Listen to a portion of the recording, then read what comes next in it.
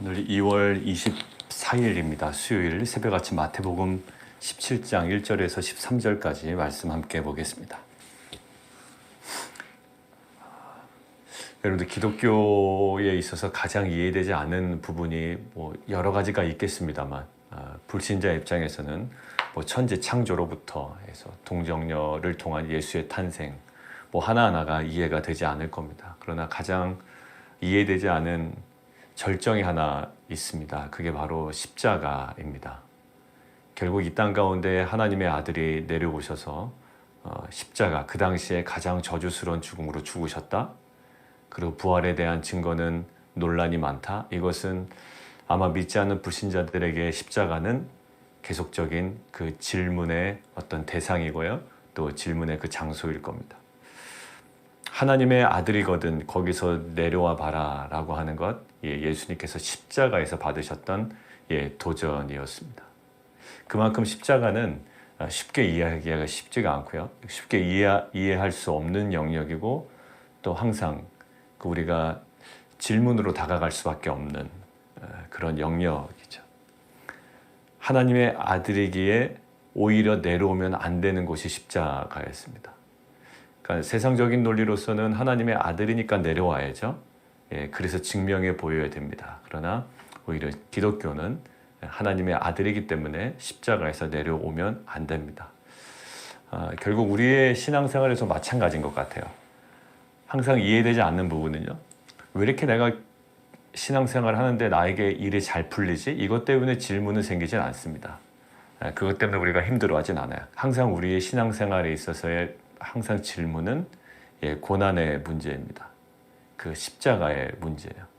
왜 이렇게 내가 열심히 하는데도 불구하고 기도를 이렇게 하는데도 불구하고 왜 이 고난의 문제가 해결되지 않느냐라는 거예요.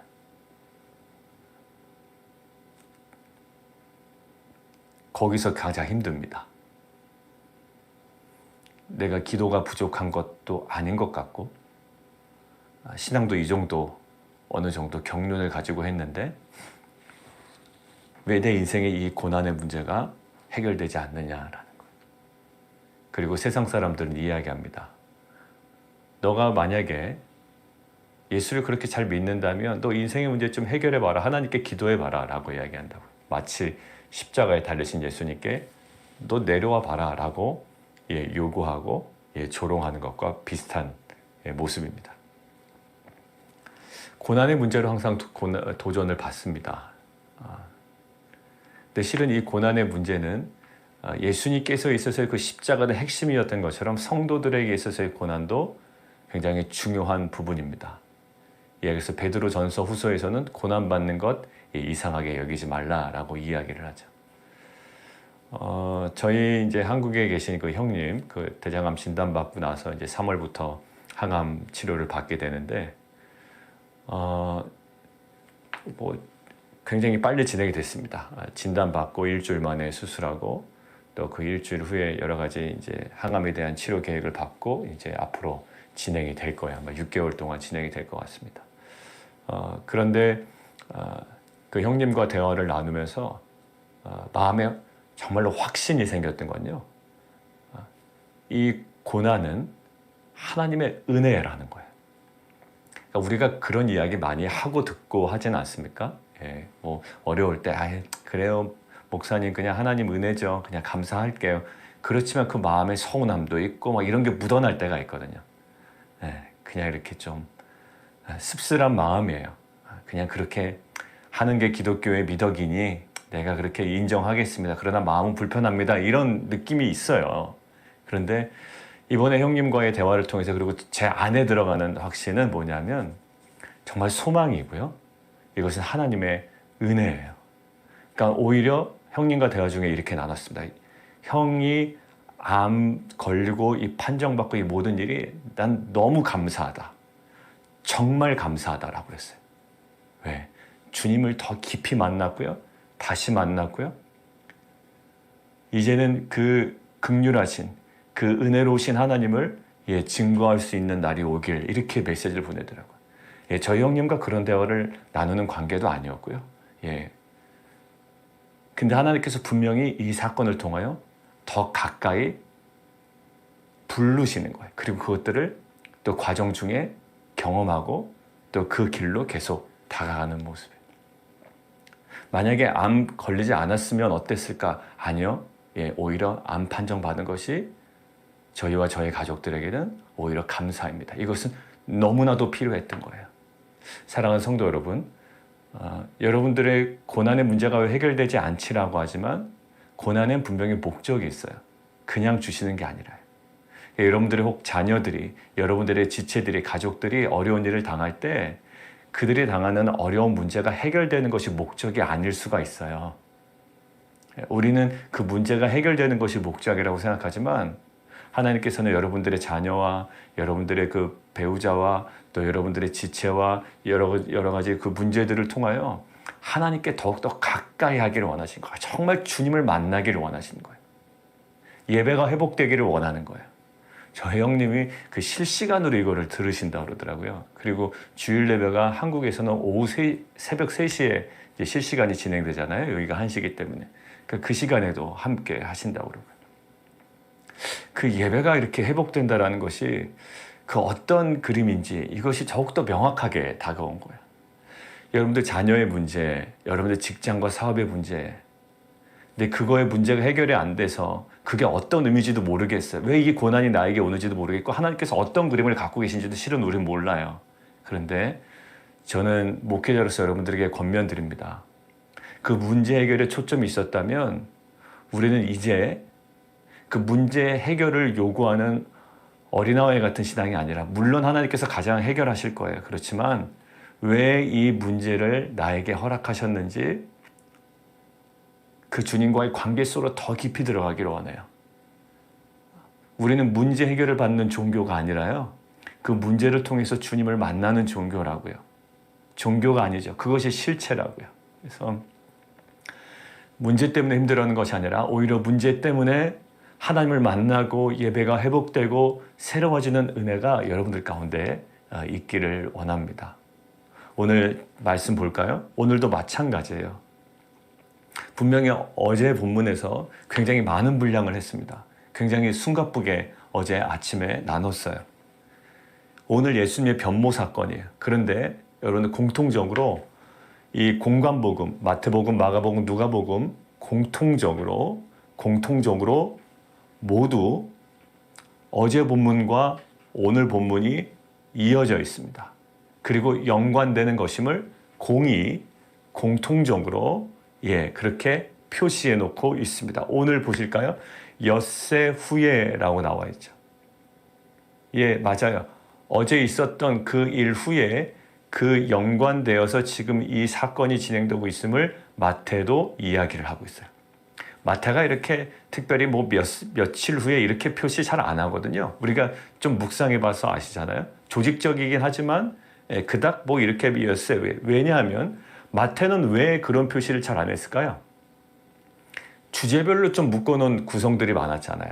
그러니까 시간의 흐름이 아니라 어떤 주제에 맞다고 생각되면 이 사건들을 모아놨단 말이에요. 그러니까 어떤 그 연대기적인 연속성은 없어요. 그러나 보기에는 굉장히 편했단 말이에요. 마태복음이. 그런데 오늘은 그 앞의 일과 연관이 있음을 시간의 흐름으로 끊기지 않음을 명확하게 이야기하고 있죠. 자, 그러면 어제 이야기 좀 잠깐 생각해 볼까요? 자, 베드로의 고백이 있었죠. 주는 그리스도시요 살아계신 하나님의 아들입니다. 이것을 네가 말하는 게 아니야. 하나님께서, 성령께서 말하게 하시는 거야. 칭찬받았지만 바로 그 고백 위에 교회를 내가 세우겠다라는 거죠. 내가 반석에 내가 교회를 세우겠다. 자, 그 다음에 바로 예수님의 고난과 죽음이 선언됩니다. 주는 그리스도의 살아계신 하나님의 아들입니다. 그러면 이제 영광스러운 뭔가가 벅찬 감동으로 다가왔을 거 아니에요. 그래, 이제 우리의 고생은 끝이다 라는 생각 아닙니까? 그런데 오히려 예수님은 고난과 죽음을 선언하세요. 그리고 뭐라고 말씀하시죠? 나를 따라오려거든. 내 오른팔과 왼팔에서 너는 세상에서 높임을 받을 것이다라가 아니라 나를 따라오려거든 자기를 부인하고 자기 십자가를 지고 누가복음에서는 날마다 자기 십자가를 지고 나를 따를 것이니라. 그 바로 뒤에 이제 이 사건이 벌어지는 거예요. 이 배열의 의미는 뭘까요, 도대체? 주는 그리스도시요 살아계신 하나님 아들입니다. 굉장히 들떠 있을 그들에게 예수 그리스도의 고난과 죽음을 얘기하시고, 그리고 결국 진정한 제자도는 자기를 부인하고 자기 십자가를 따르는 것이다. 자, 결국 주는 그리스도이심에, 예수는 그리스도이심에, 메시아이심에 굉장히 들떠 있었다고요. 야, 이제 뭔가 벌어지겠구나. 그런데 고난과 죽음을 당하실 것과 제자들도 그 운명을 함께 감당해야 된다라는, 자기를 부인하고 자기 십자가를 지는 그 운명을 함께 감당해야 된다라는 그 요구에 그 제자들의 들뜬 마음은 완전히 산산조각 났을 거예요. 내가 예수 믿고 이제 우리 가정에 어떤 문제도 없을 거예요 라고 했는데, 실은 우리 가운데는 끊임없는 여러 가지 고난들을 직면할 수밖에 없는 것이 우리의 실존이거든요. 이 땅 가운데서. 그런 고백이에 고난과 죽음을 듣고 같이 그 운명을 함께 해야 된다는 것 때문에 완전히 산산조각 냈어요. 자, 그런 상태에서 요 사건이 벌어집니다. 초기에 불렀던 그 제자 3명이에요. 베드로와 야고보와 그 형제 요한. 처음 그 부르실 때 첫 제자 3명. 자, 그런 상태에서 고난의 그리스도의 그 모습이 있잖아요. 그 고난의 그리스도, 고난과 죽음을 당하는 그리스도의 모습, 이면에 깔려있는 그 초월적인 실체를 보여주셨다고요. 고난과 죽음을 당하실 거고 우리도 그 운명이 함께 해야 되는데 지금 완전 산산조각 났습니다. 마음이 그냥 또 가난해졌다고요. 근데 그때 예수 그리스도의 그 초월적 실체, 천상적 존재임을 아주 강력하게, 완벽하게 강조하면서 지금 보여주고 있는 상태. 아마 어떤 이미지가 있었을까요? 아마 그것들을 강조함을 통해 그 산산조각난 그 제자들의 마음을 굉장히 격려하고 또 위로하는 하나의 모습이 되었을 가능성도 있어요. 그냥 죽음으로 끝나는가? 왜냐하면 이것은 굉장히 풀리지 않는 문제였을 거라고요. 제자들에게도. 메시아라는 확신을 주셨지만 메시아가 죽어야 된다, 고난받아야 된다. 이게 구약의 말씀이 그러한 것들이지만 그래서 결국 나중에 다 풀어주시지 않습니까? 엠마오로 가는 두 제자들에게도. 자, 그래서 이 장면이에요.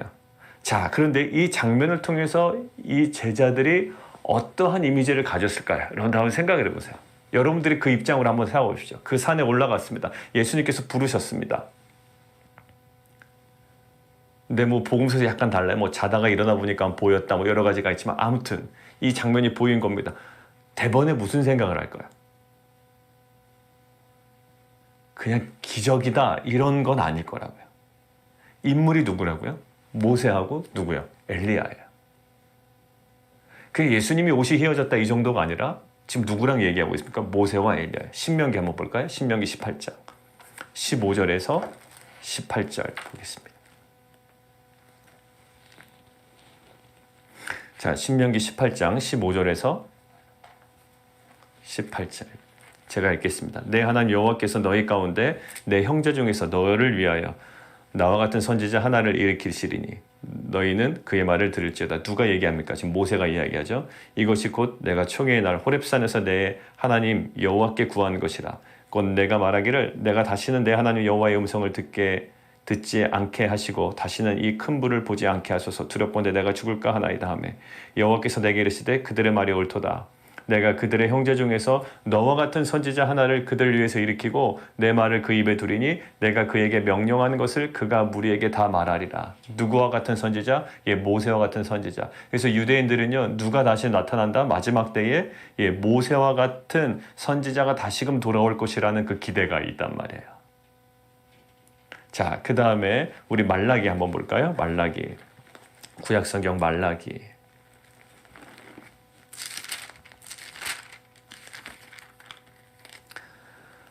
말라기 4장 5절입니다. 4장 4절부터 보면 좀 이해가 더 편하겠네요. 4장 4절 너희는 내가 호렙에서 온 이스라엘 위하여 내 종 모세에게 명령한 법 곧 율례와 법도를 기억하라. 보라 여호와의 크고 두려운 날이 이르기 전에 내가 선지자 엘리야를 너희에게 보내리니 엘리야를 너희에게 보내리니 그가 아버지의 마음을 자녀에게로 돌이키게 하고 자녀들의 마음을 그의 아버지에게로 돌이키게 하리라. 돌이키지 아니하면 두렵건대 내가 와서 저주로 그 땅을 칠까 하노라 하시니라. 지금 이 신명기와 이 말라기의 말씀을 통해서 모세와 엘리야는 어떤 인물이에요? 메시아 시대에 돌아올 것으로 기대되고 있었던 두 인물이었습니다. 메시아 시대 때 돌아온다는 그 두 인물은. 그러니까 자연스럽게 이 제자들은, 또 이 모습을 본 이 제자들은 그 약속이 성취되는 것으로 아마 느끼고 경험했을 거예요. 그 모세, 그 엘리야라는 거예요. 근데 이 모습을 통해서 다시금 제자리로 돌아온 마음이 들뜨고 있습니다. 어떻게 해요? 자, 4절이에요. 베드로가 예수께 여짜오 이르되 주여 우리가 여기 있는 것이 좋사오니 만일 주께서 원하시면 내가 여기서 초막 셋을 짓되 하나는 주님을 위하여, 하나는 모세를 위하여, 하나는 엘리야를 위하여 하리이다. 베드로는 이들을 산에 가두려는 지금 시도를 하고 있습니다. 왜요? 이들을 잡아두려고 하는 것이 이게 너무 영광스럽기 때문에. 그러니까 이 영광의 의미를 몰라요. 붙잡으려는 그 영광의 의미를 몰라요. 잘 보십시오. 지금 모세와 엘리야가 나타난 이유는 모세와 엘리야가 어떤 인물들이었죠? 구약의 굉장히 중요한 리더였고요. 그런 인물이었어요. 근데 모세와 엘리야를 통해서 그들의 삶이 어땠죠? 항상 그들은 그들의 사명을 온전히 감당하는데 적지 않은 거절을 당했고요. 적지 않은 고난을 계속 당합니다. 그것을 통해서 그 예수님의 그 직전에 얘기하셨던 주는 그리스도시요 살아계신 하나님의 아들이지만 메시아로서의 무슨 사명을 고난과 죽음의 사명을 감당해야 되는 것임을 분명히 얘기하셨고 너희도 나와 같이 운명을 같이 하는, 그래서 궁극적으로 자기를 부인하고 자기 십자가를 져야 되는 그런 운명 공동체임을 말씀하셨어요. 그러나서 지금 보여진 것이 뭐죠? 모세와 엘리야, 마지막 메시아 시대 때 다시금 나타나는 그분들이 나타나서 예수와 함께 얘기하고 있습니다. 아마 학자들에 있어서는요, 이 두 사람이 그 예수를 격려했다, 이런 이미지도 우리에게 준다고 그래요.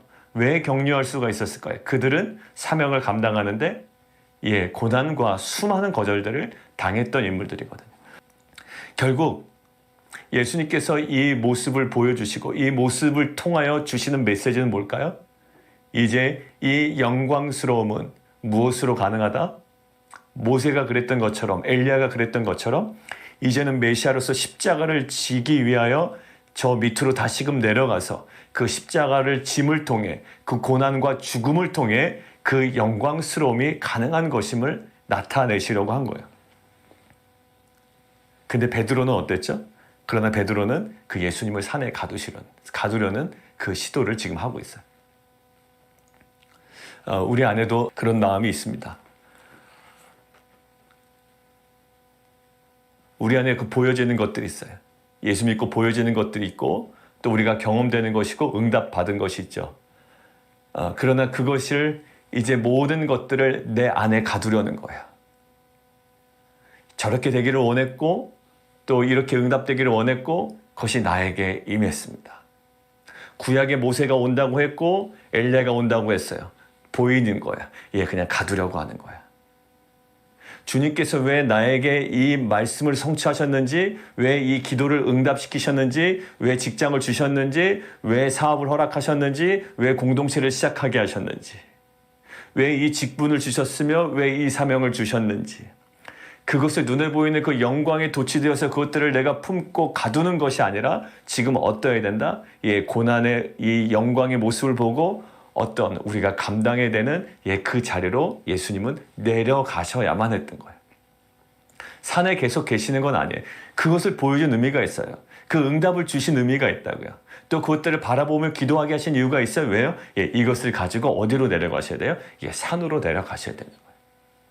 근데 우리는 한번 산을 경험시켜 주시면 하나님께서 우리는 산에 계속 머물러 있으려고 하죠. 정말 그렇습니다. 여기가 좋사오니. 기도 응답을 주면 그것이 나에게 너무 유리하고 내가 누릴 수 있는 것이기에 거기에 도취되는 거예요. 그렇지 않을 경우에 실망하는 겁니다. 어제 베드로처럼.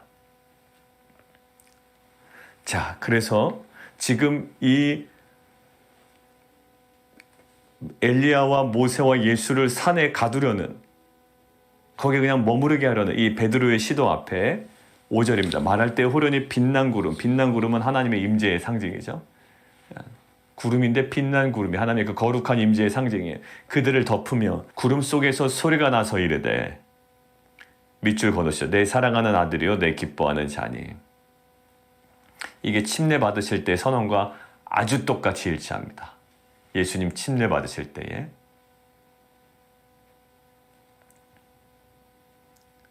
내 사랑하는 아들이요 내 기뻐하는 자다. 결국 그 예수님이 어떠한 분이신지를 명확하게 얘기하세요. 야, 너 그러지 마, 뭐 이런 얘기가 아니고, 예수님이 어떠한 분이시며 무엇을 위하여 이 땅 가운데 오셨는지, 그것들을 다시 한번 침례받을 때에 예수님에게 임했던 그 선언, 그 신적 선언과 동일한 선언이 그 영광스러운 모습에 마치 침례받을 때에 임했던 것처럼 지금 그 변모된 그 모습 속에서 그 하나님의 음성이 들립니다. 그 음성으로 시작돼서 예수님의 그 고난의 그 사역들이 시작된 것처럼 이 음성을 통하여 다시금 주님은 산 밑으로 내려가셔야만 해요. 그 고난과 십자가를 향해서 영광스럽게 걸어가시는데, 그러니까 예수님의 영광은 고난과 십자가 속에 있지 세상의 임금의 모습으로 나타나지 않는 거예요. 이 기독교는 항상 그런 것 같아요. 우리 안에 기도 응답이 되면 그 이후로 아무 문제가 없으면 참 좋은데, 지속적인 고난이 우리 가운데 있어요. 크고 작은 고난이 우리 가운데 있다고요. 근데 우리는 그 고난의 의미를 알고 있죠.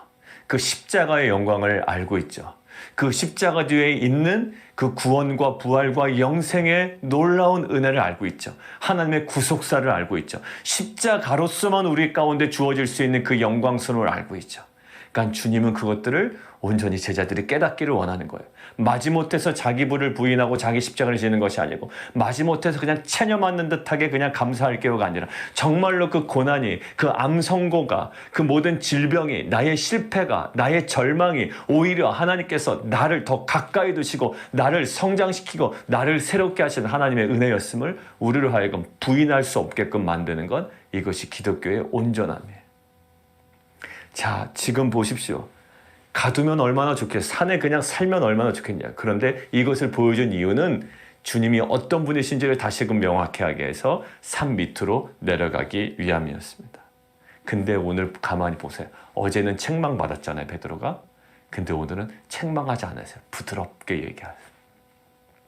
제자들이 엎드려 심히 두려워합니다. 두려워할 조건은 아니거든요. 굉장히 좋아했습니다. 예수님, 모세, 엘리야 그냥 산에서 모시고 있어야 되겠다라고 했지만, 이 음성에 두려워하지만 예수께서 나와 이르시되 두려워하지 말라, 일어나라. 그러니까 제자들이 눈을 보니까 이제 누구 외에, 저는 이 부분에 주목됐습니다. 오직 예수 외에는 아무도 보이지 않다. 막 고난이 지나가고 여러 가지 어떤 풍파가 있고 어려움이 있고 아직 해결되지 않은 문제가 있지만, 그 신음 가운데, 기도 가운데 우리 가운데 보여지는 것이 있어요. 뭘까요? 오직 예수 외에는 다른 것이 보이지 않는 지경까지 이제 주님께서 몰아가시는 거예요. 예수 외에는 아무도 보이지 아니하더라. 자, 굉장히 이 장면 자체로서 뭐가 그렇게 의미가 있을까라고 하지만, 자, 그들이 이제 9절 보세요. 산에서 내려오실 때에 예수께서 명하여 이르시되 인자가 죽은 자 가운데서 살아나기 전에 본 곳을 아무에게도 이르지 말라.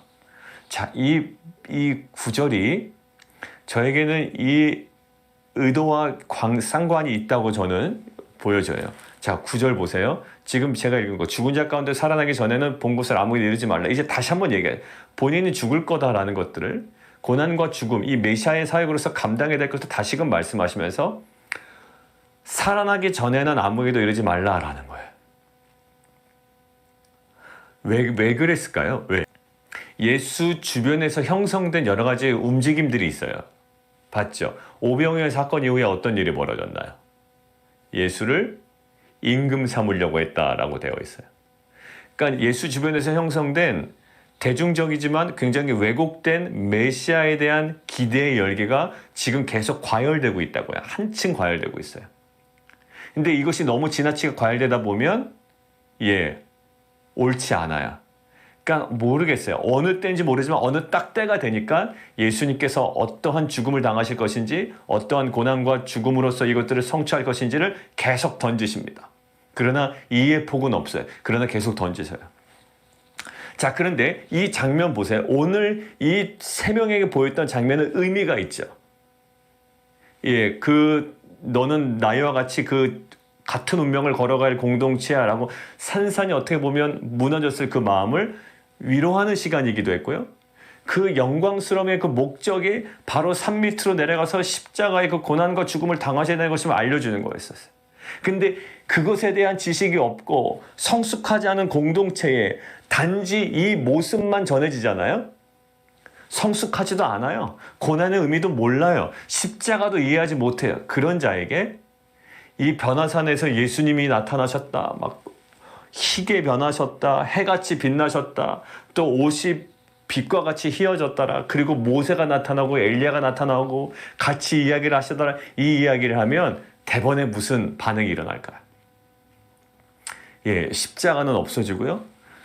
지금 제자들도 초막을 짓자고 할 정도였으니 아마 오병이어 사건에 임금 삼으려고 했던 그런 어떤 의도와 계획들이 다시금 활발하게 일어났을 거라고요. 성숙하지 않은 공동체에 이 장면은 유익이 되지 않습니다. 그러니까 지금 이 사건을 부활하기 전까지, 다시 살아나기 전까지는 본 것을 아무에게도 이르지 말라라고 하는 거예요. 정말 그런 것 같아요. 어정쩡하게 뭔가 이렇게 기독교에 대해서 얘기를 합니다. 그러니까 십자가를 이해하고 십자가를 이해한다는 것은 그냥 거창한 것이 아니에요. 그 본질을 이해하지 않고서 주어지는 기도응답, 이거는 오히려 독이 될 수가 있어요. 그래서 아마 침묵 속에 계시고 응답이 안 되는 이유는 가장 본질적인 부분에서 변화가 우리 안에 일어나지 않았기 때문일 수가 있어요. 목회적으로 볼 땐 그랬습니다. 여러분들 자녀 생각해 보시죠. 자녀가 신앙적으로 돌아오지 않는데 저 자녀에게만 하나님께서 막 응답하시길 원하세요? 정말 여러분들이 영적인 부모라면? 얘가 세상적인 가치관에 있고 이불은 그냥 하나님 하지만 여전히 세상적 가치관에 있고 전혀 예배 생활도 회복되지 않았고 정말 주님과의 관계가 형성되지 않았는데 정말 그 자녀에게 뭐든지 응답되기를 원하세요? 그렇지 않을 거예요. 어려움을 통해서도 주님을 만나기를 원하고 정말 본질이 무엇인지를 깨닫기를 원할 거라고요. 마찬가지예요. 아무 의미가 없는 거예요.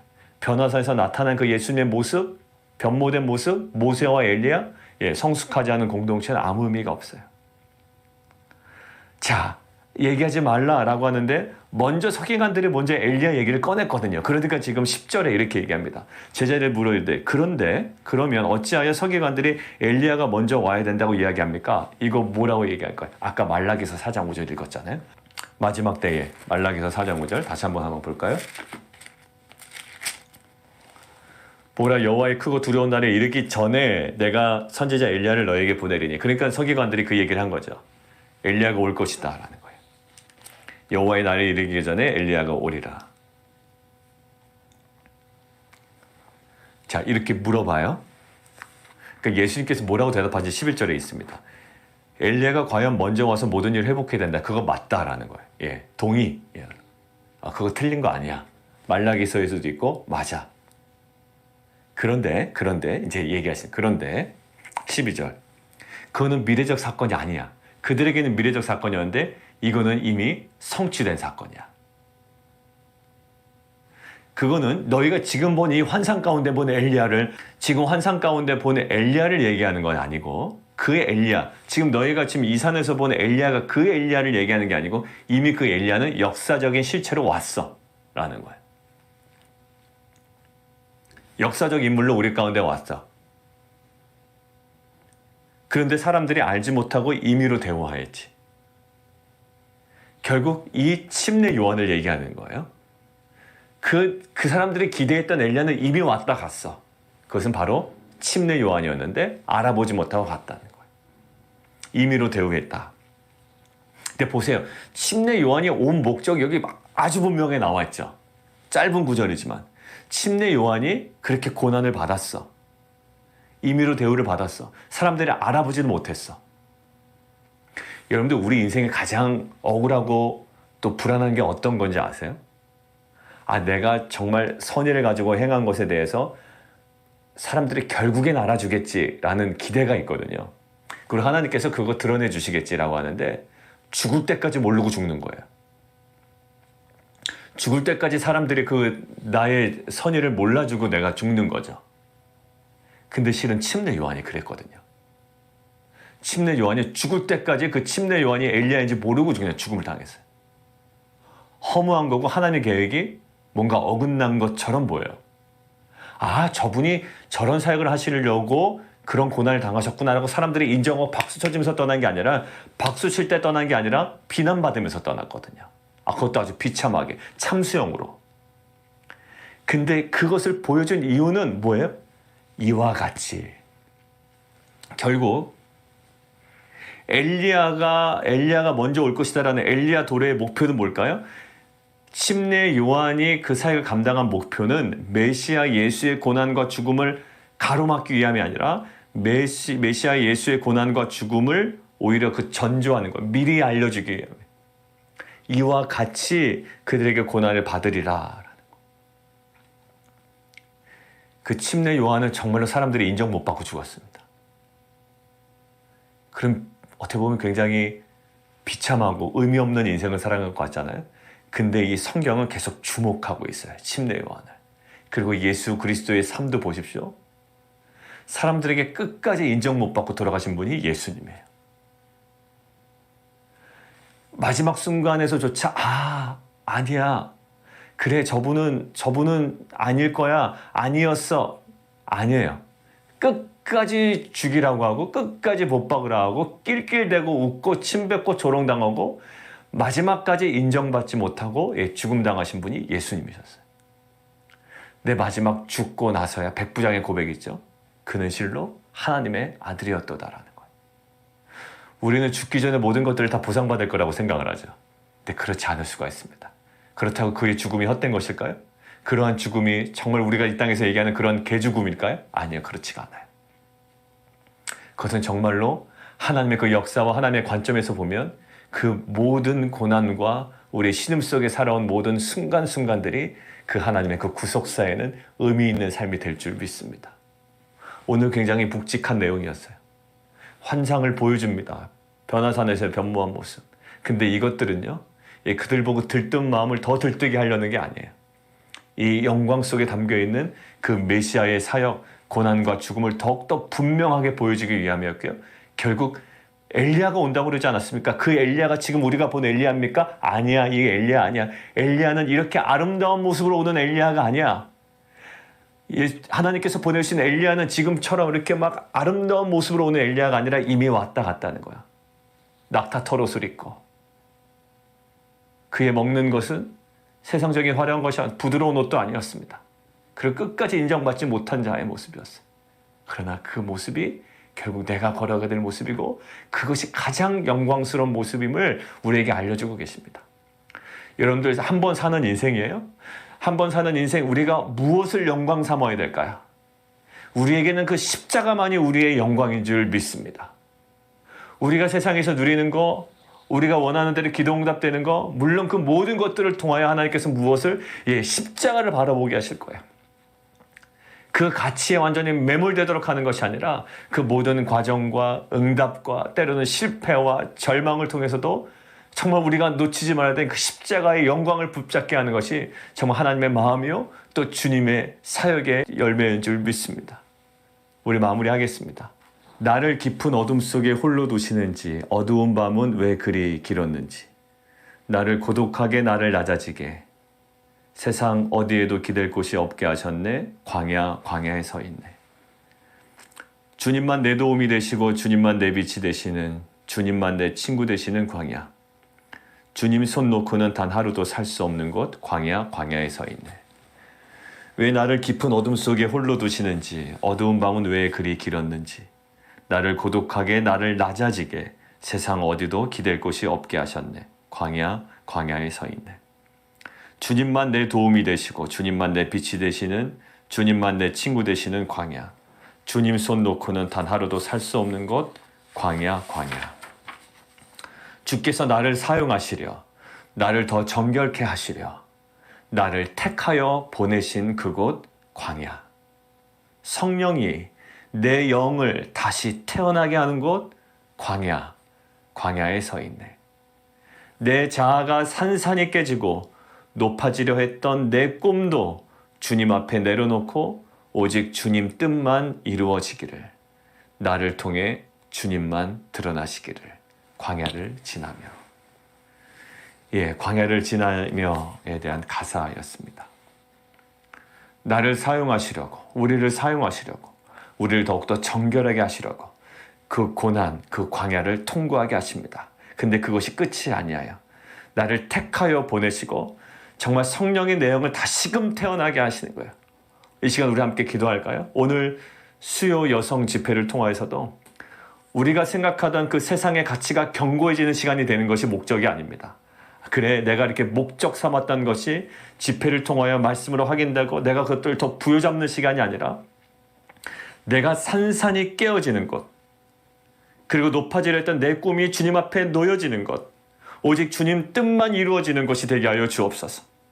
성령이 말씀과 성령으로 내 영을 다시금 태어나게 하여 주옵소서. 우리를 새롭게 하여 주옵소서. 우리 함께 기도하며 나가도록 하겠습니다.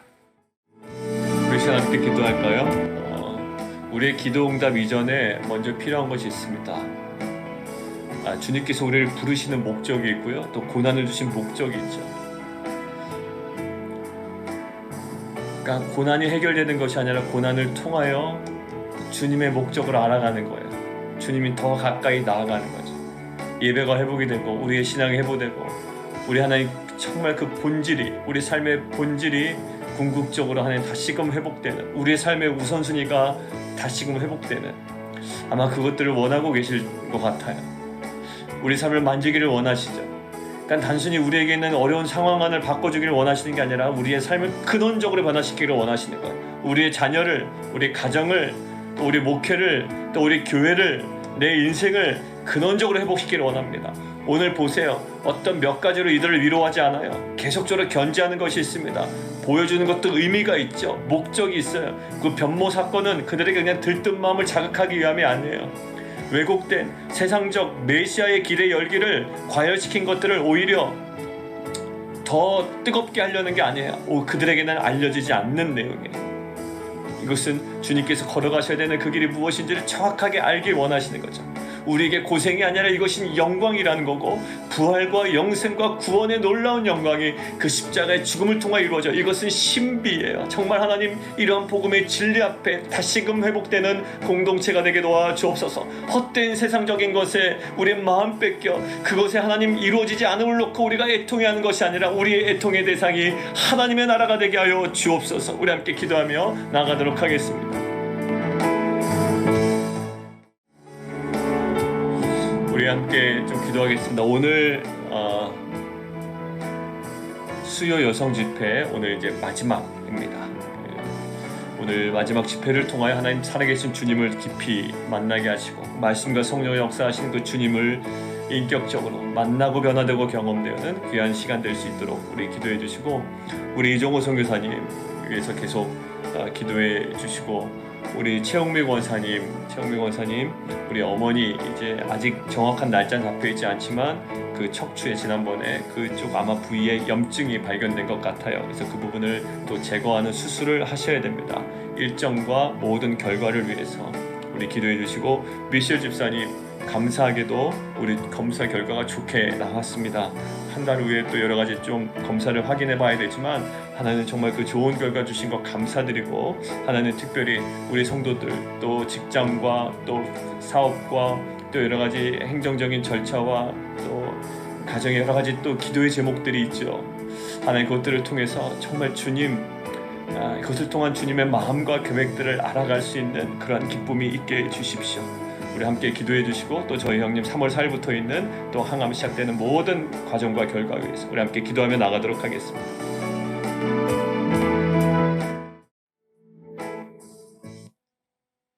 제자들에게 아주 자세하게 또 세밀하게 또 그들에게 깨달음을 주시려고 했던 마지막 지점은 그 주님의 고난과 죽음이었습니다. 왜냐하면 그거 없는 영광스러운 모습만 보여주실 수 있었지만 그 메시아로서의 그 사역의 절정과 감당해야 되는 그 지점이 십자가였던 것처럼 결국 우리를 단련시키시고 또 우리의 생각을 깨시고 우리를 정결케 하셔서 또 우리를 다가가게 하시는 그 각자의 그 십자가, 그러나 그 뒤에 있는 그 복음의 그 영광을 바라볼 수 있는 우리의 영의 눈을 열어주시고 하나님 우리의 삶에 그 고난으로 절망하는 것이 아니라 오히려 그 고난을 통해 우리를 향하신 하나님의 계획들을 알아가는 기쁨과 소망이 회복되게 도와 주옵소서. 예수 그리스도의 이름으로 감사하며 기도드리옵나이다. 아멘.